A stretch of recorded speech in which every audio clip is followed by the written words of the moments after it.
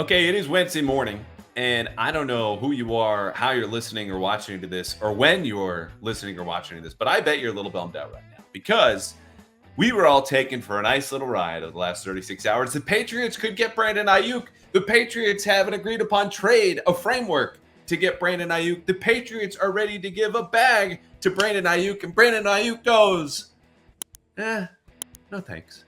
And here we are, Wednesday morning. The Patriots pulling out, quote unquote, 12 hours ago in a way that, look, I've been there. You go out often enough as a single person. You've been there too. You approach someone, things don't go well. I didn't really want to talk to them anyway. That's what the Patriots are. The good friend, love interest in the rom-com who gets overlooked the entire movie and that the girl looks to at the end and realizes you've been here all along. And then still chooses the bad boy. Who is that bad boy? I don't know. It could be the Steelers. It could be the Browns. He could go back to the Niners. But the bottom line is this. The Patriots whiffed on Brandon Aiyuk. And frankly, I don't think it's their fault. I think they did everything right, getting the Niners to agree to a framework, which I will tell you here with some intel before we get to a conversation with Tommy Curran of NBC Sports Boston about Aiyuk, Drake Maye, training camp, and the preseason opener. We have a football game Thursday, by the way, and then an exclusive interview with Hunter Henry. I'm going to explain that a little bit more in a second. But for Aiyuk, this is what I've heard after making some calls and doing the best that I can to dig into this. Yes, the Patriots did have an agreed upon trade, first reported by Matt Mayoka, NBC Sports Bay Area. Then Mark Daniels and Matt Live confirmed it. I confirmed the detail that Kendrick Bourne was in this trade package that the Niners agreed to. Okay, check. Patriots, as I heard scuttlebutt from other folks around the league, not hard reporting, but since confirmed by Mike Reese of ESPN, Patriots were willing to go north of $30 million per year. Now, average annual value is not everything when you're pitching a contract. Guarantees are a big part of this conversation, but I would bet that they were not outside of the top 10 when it came to guarantees, so they were willing to give him a bag. Seemingly a big check for Aiyuk too, given that the issue with the Niners, not this month, not last month, not even just 4 or 5 months, but going on close to a year has been he wants more money and hasn't gotten it from them yet. So the Patriots say, we'll give you the money, and it's just not good enough. And the reason is, unlike most NFL trades, where all the power and all the leverage lies with the front office, right? The guys at the top, management. Aiyuk has a much bigger say in this trade than most players tend to, and especially non-quarterbacks, because he has 1 year left on his deal, right? And any team trading for him, giving up something similar to what the Patriots would have done. Kendrick Bourne, likely around a second-round pick, maybe a little bit more, but a ton of draft capital. And whatever else the Steelers or Browns might do, it's going to be a big haul. You're not doing that for 1 year. You want this guy locked in long term. So that's why you have to make him a contract offer. And if he doesn't like it, Brandon Aiyuk, just like Kevin Durant, God knows how many times, just like James Harden, God knows how many times, all these disgruntled NBA stars who have the power in that league, if he doesn't want to go, he doesn't have to. And that's what happened here. Brandon Aiyuk cooled on the Patriots, as reported, again, NBC Sports, Bay Area, Matt Mayoko, 30-year reporter for the Niners, a trusted source, unlike some folks on Twitter who would love just more of your attention and likes so they can get more money. That's a whole separate conversation. But Aiyuk didn't want to come here. Patriots are not a destination. And Curran and I get into this a little bit later. But as far as the Patriots go, when it comes to satisfying the 49ers, making a competitive offer, if not the largest to Aiyuk, they did everything they could. They're just so far behind right now that as much as they know they need a receiver, as much as they continue pursuing them, we all remember the Calvin Ridley experience, they just can't get it done. And so they've got to move on. And I understand why everyone's going to be bummed. I wish they had made the trade. It's a ton of draft capital. It's a monstrous contract. There was real risk in there going, okay, he walks in, knows he's valued more than everyone else on the roster. He gets to call his shots. He's only a 25-year-old guy, which is good and bad. 4-year contract doesn't even take him to age 30 and would also be the length of Drake Maye's rookie contract. But it just didn't happen. And so the Patriots did everything they could. They've got to move on. We would love to hear from Elliot Wolf soon about this, something I'll get into with Curran a little bit later. But that's where we are with the Aiyuk stuff. And they have been after him for months. So this was not new. It just came to the surface a little bit more when the Niners are going, okay, Aiyuk's got us not against the wall, but agitated, certainly. We're also dealing with Trent Williams. Oh, and by the way, Christian McCaffrey's hampered a little bit. We've got to do something here. And what their thing was to try to open up the market and let it be known, hey, these two places you seemingly don't want to go, and one in New England you don't, meaning Aiyuk, Cleveland and the Patriots, we've got deals with them. It's up to you. And now we know how Aiyuk felt. He didn't want to come here, and they've all got to move on. So In addition to a little bit of Aiyuk conversation, Tommy, Curran, and I get into Drake Maye, what we want to see from him Thursday against the Panthers, which is just going to be a preseason poop fest if we're being honest. But if I'm also being completely honest, which we like to do here on the show, I'm very excited for you to see Drake Maye because this way we can open up the conversation. We can level the playing field. It's not me relaying all of my camp notes, which I love to do. Training camp is one of my favorite times of the year, but the discourse has gotten a little stale. And there's a lot of cherry picking from folks on radio and TV who aren't there every single day. And understandably, when you hear me say, I think Drake Maye's been a C or a C plus, you're like, well, I don't want to hear that. It stinks. No one likes a C or a C plus. Even a D would be more exciting. It would be depressing, but at least get you going a little bit more. What we see on Thursday is going to mean more than any single practice we've seen so far. Operationally, seeing schemes, a different talent level and roster in the Panthers, it's going to be important. But it's not going to be more important than the second preseason game and third preseason game. So it's going to be a big night, but not bigger than the ones that are still coming up. More on Drake Maye. And then we're going to end, as I teased, an exclusive interview with Hunter Henry. Brand new segment. Okay, right? A couple weeks ago, I'm telling you, new guests, new segments. We're going to spice things up. This is the start of that. It's called the 4-minute drill. And this is how it's going to go every single week with a Patriots player. I start the clock standing with them. I alternate football and non-football questions. And they just can't run out the clock like you would in a 4-minute drill. And Hunter was awesome. And this is a goal of mine to get you to see them a little bit looser, shoulders drop down, just who they are as dudes as much as they are football players that you root for on Sundays. And the same goes for me. Like, I think we keep it pretty casual here on the podcast. You can tell, though, sometimes my voice gets a little professional broadcastery. I don't want to do that. I want you to feel like you know me from listening to the show. In doing these interviews, you also get to know how I speak with these players in the locker room every day, because the job of being a journalist and reporter is as much, having the relationships to have a call at 11:30 at night and get to know some intel like the Bourne stuff or the Patriots offer of being over $30 million per year for Aiyuk.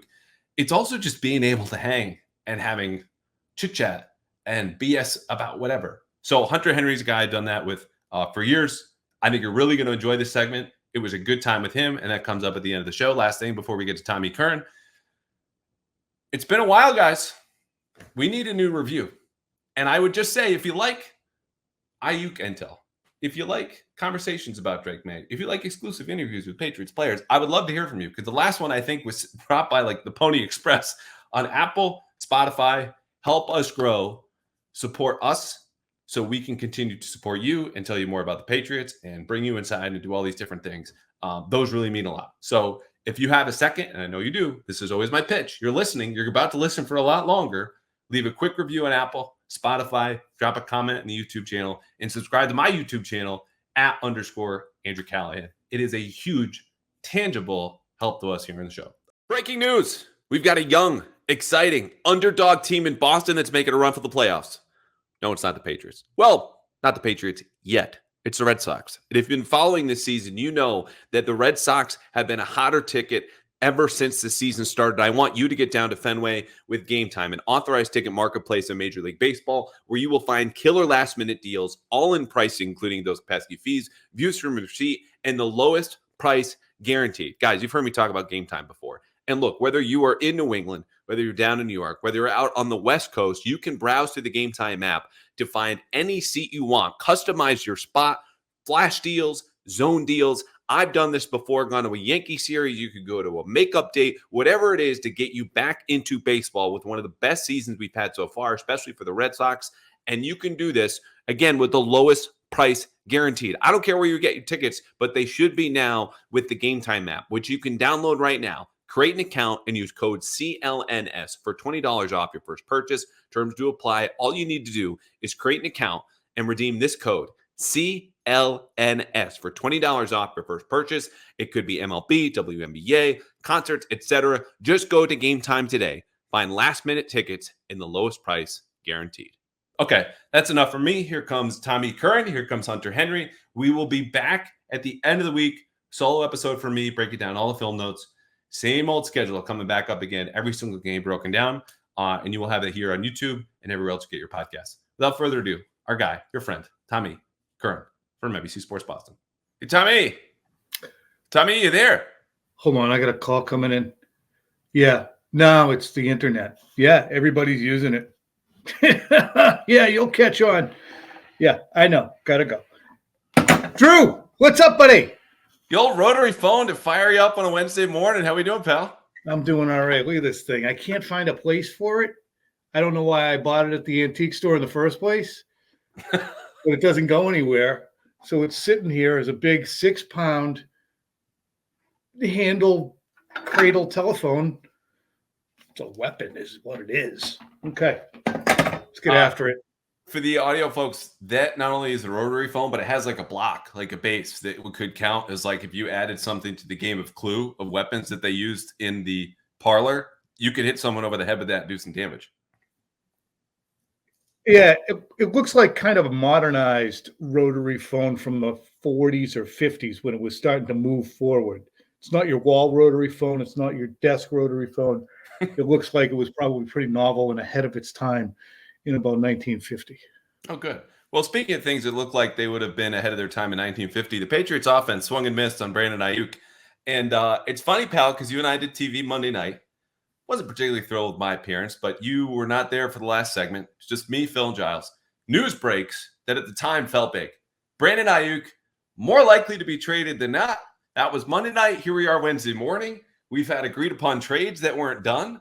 We've had offers sent to Brandon Aiyuk. We've had his agent allowed to talk to all 31 teams and say, you can go get more offers if you want. Oh, except for, by the way, last night, Tuesday, the Patriots are out. They don't want to be used anymore. Your chief takeaway from the last 36 hours has been what?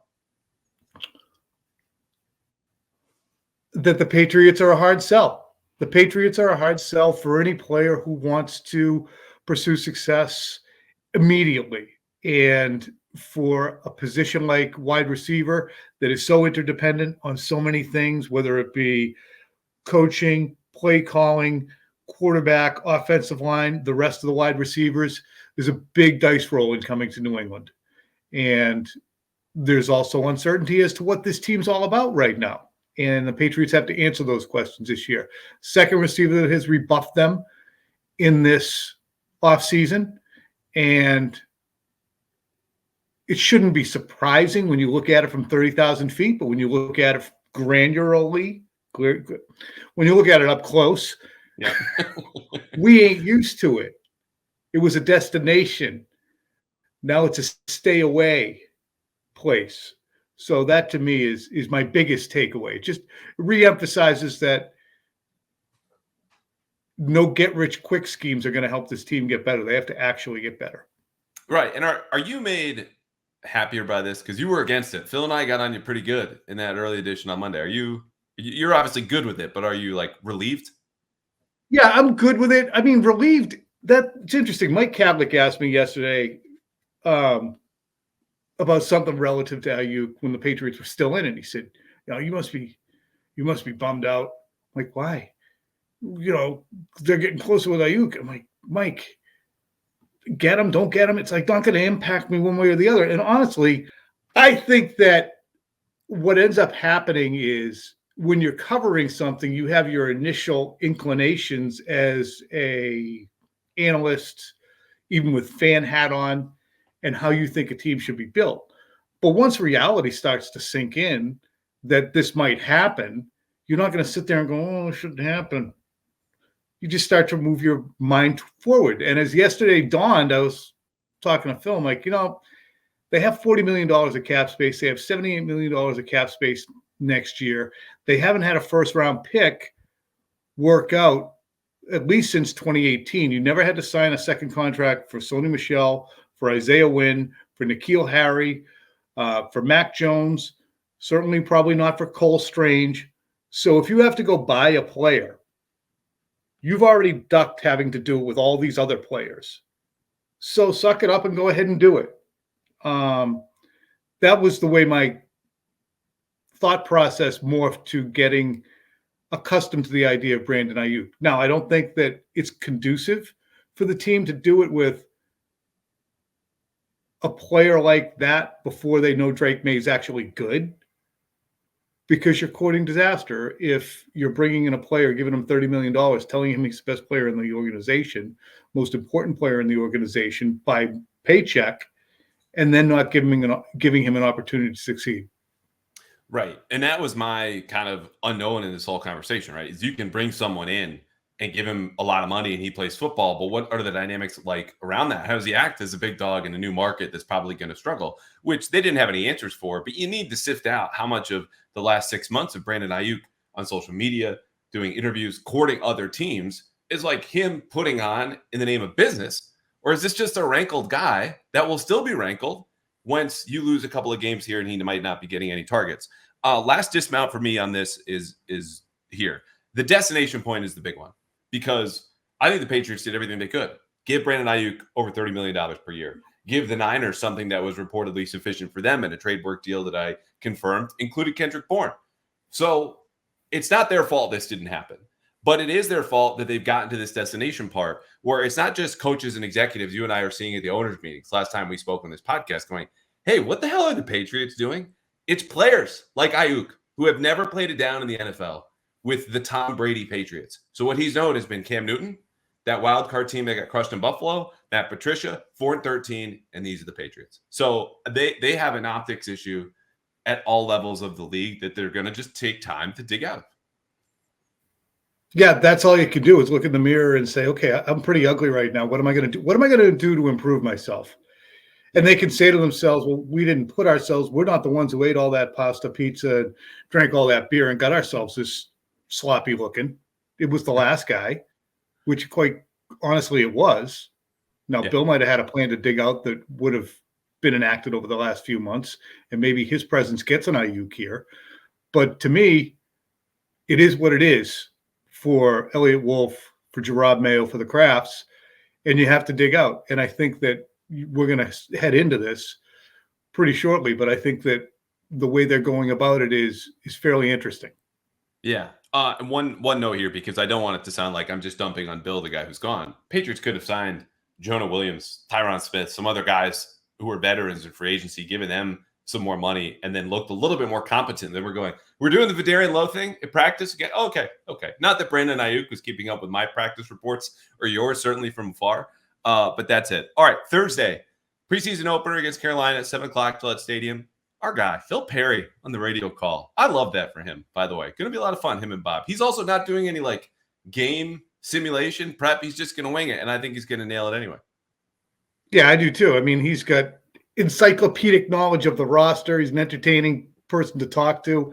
He doesn't think in just, straight line stuff. And I always think that more is less. It certainly will be a difference from the emotional, passionate intensity of Scott Zolak. And Sosi might get to finish a touchdown call. Yeah, maybe. And if it's a Drake Maye touchdown call, we're going to have a lot to talk about because I have been eager for everyone else to watch Drake Maye. So I can stop talking about what Drake Maye looks like and have to inform you and then either make you feel bad or want to debate me when I go, well, if you're there, and if you're not, you don't. What do you want to see from Drake Maye on Thursday, and how long do you want to see him? I want to see him for a good long time. And I would say it's probably more drives than plays. Want to see him in 2 minutes. I want to see him for probably about 2 full quarters. He needs probably 6 to 8 drives. Now, depending upon the game, but it's probably going to be a punt fest because it's Carolina and New England, first preseason game between 2 of the worst teams in the NFL.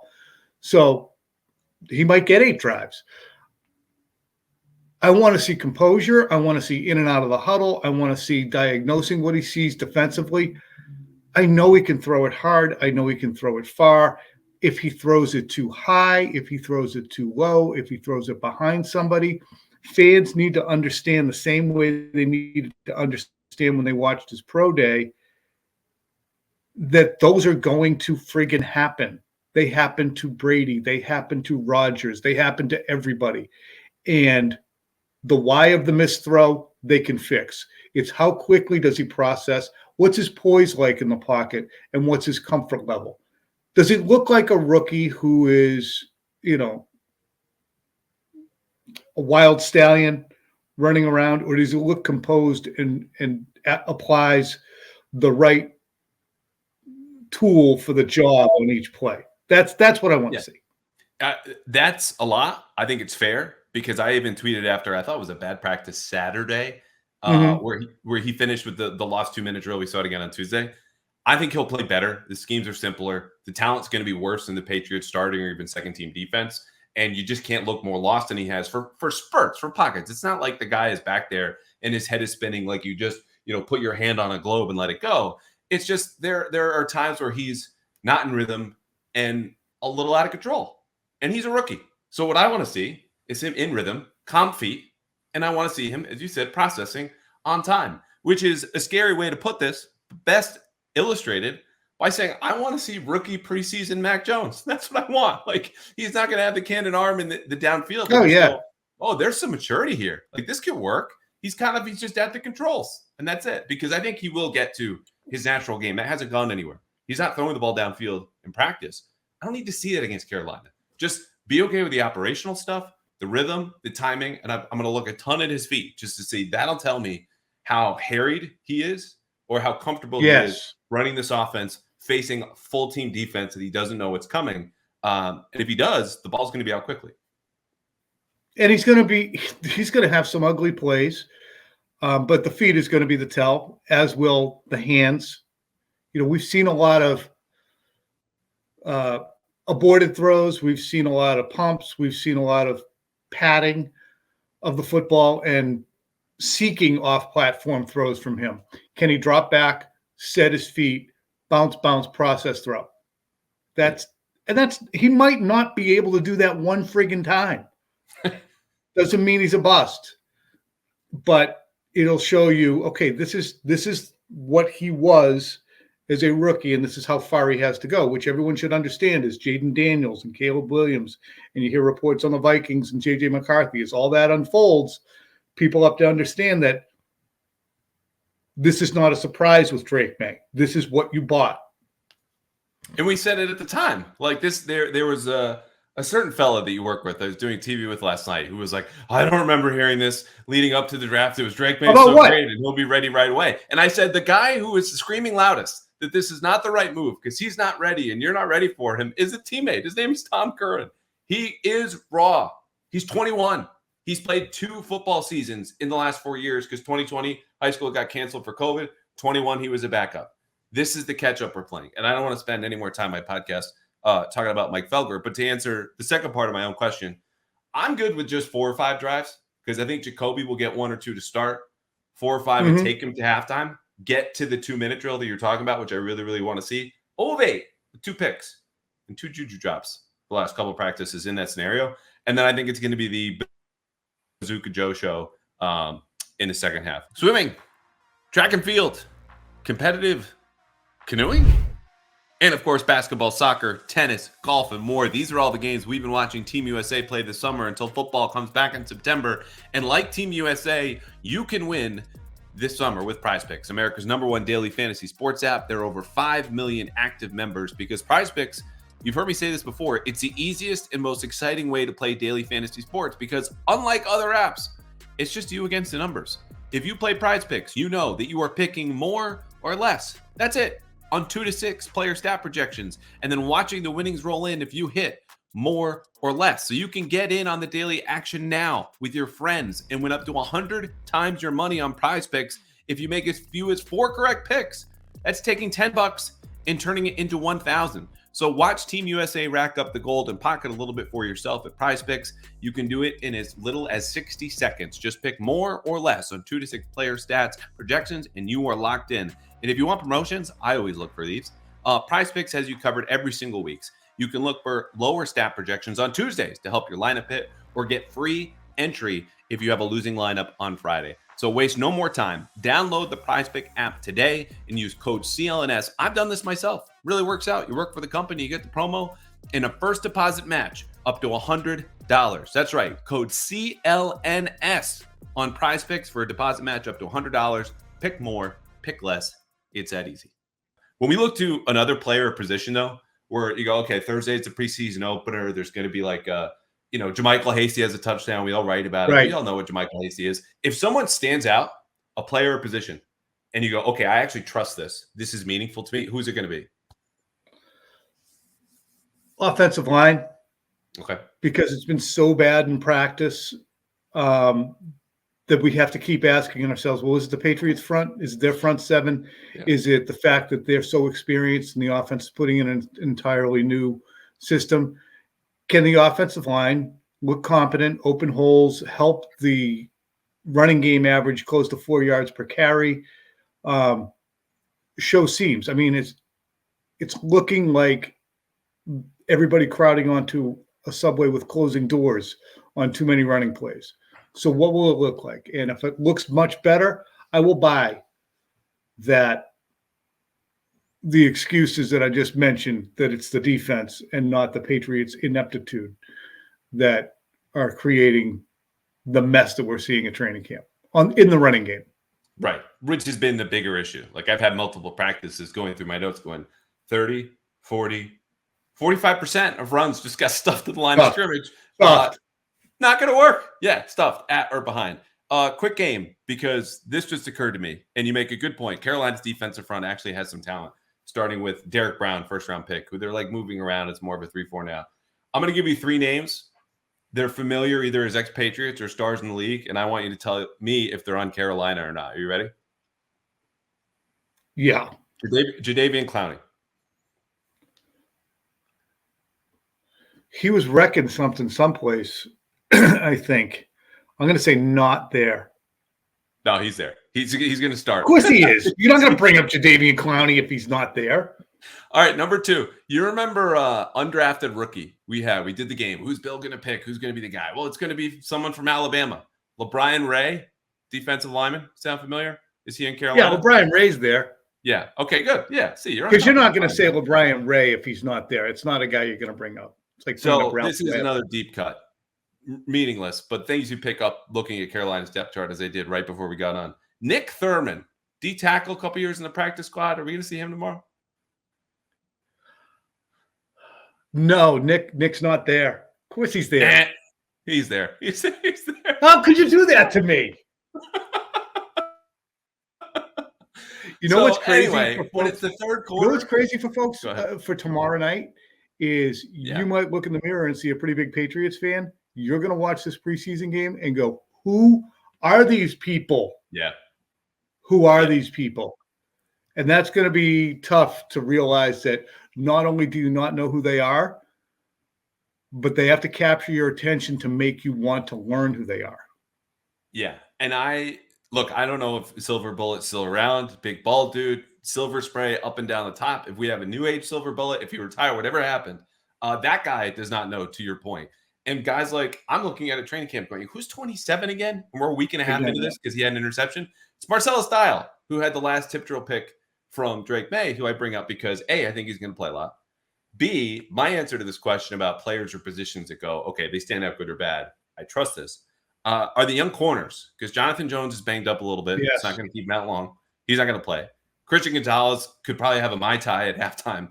And then the other ones are Alex Austin, Marco Wilson, Marcellus Dial, Isaiah Bolden. I think they look great in practice. I don't know about you, but I also know. Yeah, I think they've been great. It's the guy I keep coming back to is Marco Wilson.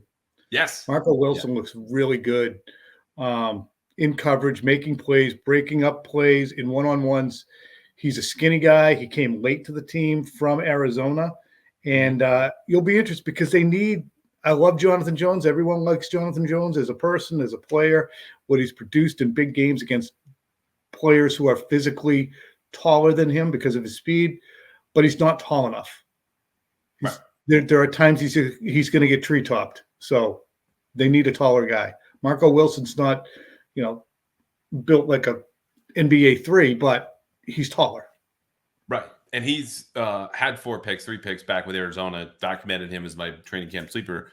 My larger point is I think the receivers here are good enough where you'll know against Deontay Johnson, Adam Thielen, a crafty vet, and Xavier Legette, who's a first-round pick, as everyone painfully remembers from April, who he had big fans in New England. That's better competition than they've seen in practice. So we'll know, has it been the Patriots receivers making them look good, or is this actually good young core corners that they could roll with if Jonathan Jones is out or getting tree-topped or maybe playing safety, which he's been doing a little bit more of as of late. Last question. Roll past 20 minutes. Yeah? Yeah, I got time. Okay. Well, I love this question, and I haven't asked it of anyone on the Hill yet, but we might have done this last episode. What's a storyline through 2 weeks of camp, 11 practices, about half of them padded. That's just been overlooked. It's all Drake Maye, it's all the receivers, it's all the corners, and we're all taking notes, but this thing is standing out to you in a way you're not hearing about a whole lot. It has less to do with what's going on the field and what's going on in the building. And that is, I think that Elliott Wolf is doing a great disservice for the position that the Patriots gave him to be as invisible as he's been. He should be out front. He should be responsible for the contractual conversation. He should be more visible. He should be articulating what the vision is for the team. He should be propping up the head coach instead of having him out there jumping on grenades for Matthew Judon. He should be selling. That's part of the position. And Elliott Wolf has been in this league for a long time, around the league for a long time. He's got a lot of media people, I think, nationally, and perhaps he's building them locally. But it's not all about trying to win behind the scenes so that you get written about favorably. It's about representing the interests of the roster, of the cap, of the team in general. Because Mayo, as he said, I want to coach. Coaching does not mean having to talk about Devon Godshaw's contract, does not mean talking about Matthew Judon's contract / holdout. So I think that's been an underreported, or maybe I'm the only one who's noticing it and gives a crap. I also will piggyback that with as much time as Robert Kraft and has publicly and privately spent saying, hey, I'm not involved in the decision making. I'm not involved in the football stuff. I look at the Brandon Aiyuk pursuit. I look at the Calvin Ridley pursuit. I look at the Drake Maye drafting. I look at the contracts that have been handed out. But especially the Aiyuk pursuit, and say they want to be involved in a pod. They're green lighting things enough so that even if they're not walking down to Elliott Wolf and saying, can we go after Aiyuk? He's pissed. If Elliott Wolf comes to them, they're saying, please, yes, great, I love it. And I think that that's an interesting thing to see. On one hand, they're being much more spendthrift. They're spending much more freely than they have been accused of. And on the other, they're probably a little bit more involved than people are, than they're allowing people to believe. Yeah. Oh, man. No. You got there. You got across. But I will say this. 2 good points. So, yeah, I want to. For the Crafts, and it's so embedded in this beat, in the media, and the fans' belief. It's such a fallacy to think that they didn't spend money on players. Bill was the one who stopped them from doing so. I covered this team before Bill got here, 97, 98, 99. Who didn't get a contract? Max Lane, Todd Rucci, $100 million to Bledsoe, Willie McGinnis, Ted Johnson, Ty Law. Everybody got contracts. Everyone. And when Bill came in, part of the reason they wanted Bill here was because of his economic foresight and his ability to manage the cap, which he did for 25 years. Bill's gone. What's happening with the money? Yeah. I don't think that's bad. You're still $40 million under the cap with 78 hanging around. But it's interesting to see the spending right now. It is interesting, and I would say anyone who wants to push back on that, just look at the cash spending for 2024, where the Patriots rank. Because here's the thing, even if Kyle Duggar and Jabril Peppers and Hunter Henry and Devon Godchow and all these players who re-signed bore you, don't excite you, they're still getting combined hundreds of millions of dollars, and the Patriots are in the top 10, if not top 12, of the league in cash spending right now. I last checked about a week ago. So that's happening in a way that they have not been for the last 3 or 4 years. And so, yes, I think there's a different approach here. Not to mention, had the Aiyuk trade happened, they shoot up to like top 5. I mean, the signing bonus for Brandon Aiyuk would have been enough to square away a family of 10 for about 100 years. Now, aside from that, going back to the Elliott Wolf point, that is the best answer I could have hoped for there, because I have not heard anyone else say that. Gerard has said multiple times that's an Elliott question. We've had multiple contract issues, now trade talks, and Matt Groh, much blind Matt Groh was out in front of the media during his 2-year plus whatever of being in this role earlier in training camp than we are right now. And Elliot Wolf has waited, probably to wait out Matt Judon, who's increasingly erratic, especially on social media. But the time is approaching, if not already past, for him to talk because we've got a lot to get to. Yeah. Nascent team in terms of who they are, what they're all about, what they're going to be.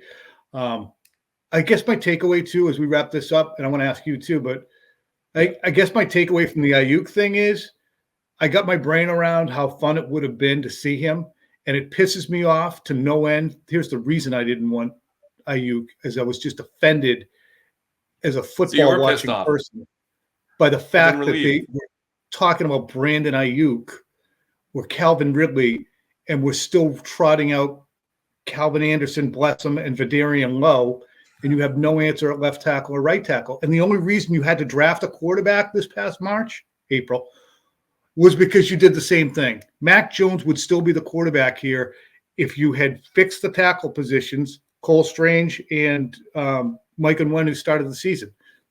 That's why Mac Jones isn't here, because it was a jailbreak for the first 3 or 4 games. Then he started to do stupid things, lost his confidence, and was unusable. If they gave him protection early in the year, team would have won some games, and he wouldn't have peed down his leg to the point that he did. Yeah, I think I'm glad Mac Jones is gone because I just think there was a hard. Yeah, I am too. And to your point, they don't put weapons around Drake Maye until you know you have. When I ask people during 2022 in the offseason, Patriots really don't do anything. 23 again. Why aren't they surrounding Mac Jones, whose rookie contract is this great benefit financially to be able to spend on other players? And the answer I got from other folks, guessing, granted, but they're in the league, was Bill doesn't believe in him. Because if you did, as they do in Josh Allen in Buffalo, as they do in Joe Burrow in Cincinnati, even Tua in Miami, you go get the weapons. So I'm glad Mac is gone. But they don't have a friggin' line. I don't give a shit about the weapons. Fix the line first. It's such an embarrassment. So, yes, you get the weapons, but we're ignoring the fact that the same issue is going to arise. We're going to talk about it. We've talked about it all through camp. It's an embarrassment to put all these things out there and give them absolutely no foundational ability to run the plays. Or run the football, which is what they want to do, according to Drake Maye. And you don't need receivers necessarily to do that. You need big guys up front clearing holes. And you have one injury in Chuck Okorafor, who now everyone's just decided is worthy starter, and I think could be, but we don't know. And it's a house of cards all over again. Not to get you riled up. I appreciate you coming on here, bud. I'm excited for Thursday in a way. I've not been excited for many preseason openers coming up. Drake Maye is going to play. Jacoby Brissett will start. And you're not going to be hanging out with us. You're going to be doing TV? Studio. All right. We'll miss you. See you, Tom. All right, buddy. Thank you for having me.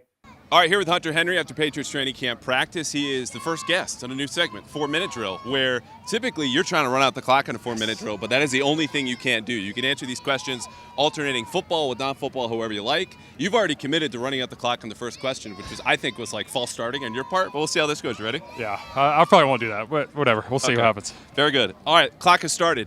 We saw you getting a little scrap there. The heat of training camp. Anthony Jennings, the regret is already on his face. Would you like to give me a one-line cliche answer about things happen in camp, and it really wasn't that big of a deal? I don't know if there's a one-liner there, but like you said, it is hot, and we're in the middle of camp, and it was just me and my other tight end out there, just gritting and grinding. So it was just a little bit of scrap. It's just kind of what comes with the territory a little bit. Cool. All right, that was like a 6 out of 10 on the cliche scale. I think you did pretty good. Okay, perfect. We were chatting last year because you had a couple best man speeches to give recently. I want you to tell us the best line from one of those speeches and how it landed. Oh, man. Gosh. Okay. Honestly, probably my first brother. I was pretty nervous for that one, and he's 4 years younger than me. So there's a big age gap. But my dad always just, when he was younger and we started playing football, we just played Oklahoma's drill in the front yard. So I hit on that a few times, just literally me and my brother were just in the front yard. He's 6, I'm 10, and we were just clashing each other in the front yard. pretty good times. Something that we could relive for sure is good. So good family times in the Henry household means maximum violence right in public on the front yard. Yeah, it paid off. It paid off. Look at us now, so it's all right. Yeah, good stuff. All right, back to football. One myth or misconception, either in the media or fans think about the game, that if you could just clear up forever, hey, this is not the case. This is really the truth about my position or the game itself. I don't know if people realize how tough a position maybe tight end is, and just how complex it is. I think I would love to have someone just sit in that seat and just like mentally and physically, like everything that we have to do. Obviously, I think it's mentally we're the second behind the quarterback on offense, but we are asked to do a lot. It's tough. I'd agree. I think the tough part is you followed Gronk, who we all assume could maybe not handle it necessarily, but that's more his public persona than actually the football IQ. Back to non-football. So again, you gave those speeches. What was one line that did not land particularly well?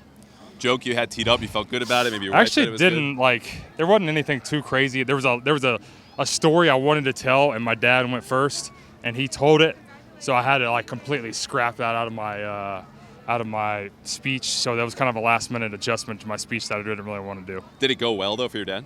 It went well for my dad. Okay. Yeah, it went well for my dad. So good for my dad. He stole it from me though. All right, we're closing in and under 2 minutes left. Give us your favorite moment as a Patriot. Man, probably my first touchdown was up there for sure. We lost that game. That was the Tampa game, but that was a fun game in a way and a fun moment just to kind of, I felt like relaxed me in a way just being here, and I hit the ground running a little bit after that. Yeah, prime time in the rain. You guys are building that second half comeback. I think the game ended with just about 2 minutes left, so all went well. Give us the Olympic sport you would love to jump into tomorrow if you just got to go to Paris. I was actually just talking about this with my wife. Okay. I think I could play handball. Yeah? I was watching that. handball. I was watching that the other day on TV, and I was like, I think I could play that. Yeah? Out of all the sports, I think I could pick that up pretty fast. I love it. I think it should be more popular over no here. offense to the handballers, but I don't know. I'm an elite athlete, so I think I could pick it up. Yeah. Probably less thinking than tight end, too, so you just get to react and play. All right, under a minute left here. Can you, from any system, you've played in a lot of offensive coordinators, just rattle off a play call you like? 12 duo. Oh, come on. Even That's I know easy. what duo is. I'm looking for something that sounds Turkish to the rest of us, but it's like footballese. Oh, man. Let's go like F-sling shot to Buffalo right and counter, 2 jet, Y chase, X comeback. I love that. You see this? Ooh, right on it. One last one. Your least favorite question in a press conference? Y'all just trying to ask about what the quarterback's going on probably right now, and that's probably my least favorite right now. We're a weekend, so. All right, very good. Next time, we'll be talking to Hunter Henry about the quarterbacks. You heard it here for the Pass Interference Podcast. I appreciate you, buddy. All right, dude. Appreciate you. Be good.